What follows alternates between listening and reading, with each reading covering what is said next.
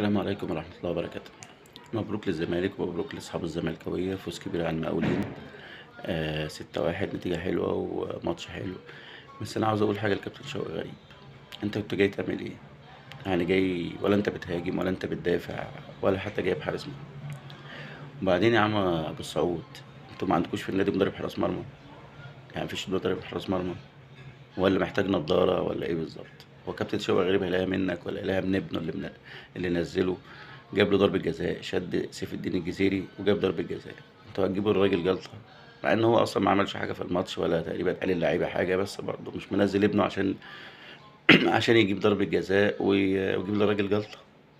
لكن في الاخر هو فوز مهم للزمالك، ومبروك للزمالك ومبروك لاصحاب الزملكاوية ومبروك لجماهير الزمالك طبعا.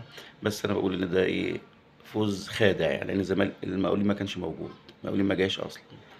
فده مش مقياس ولا حاجة، لكن إن شاء الله اللي إيه، نتفرج دايما على ماتشات حلوة. والمقاولين طبعا فريق عريق، مش هنقدر نتكلم عليه حاجة. بس الماتش ده كابتن شوقي غريب لو كان انسحب كان أكرمنا.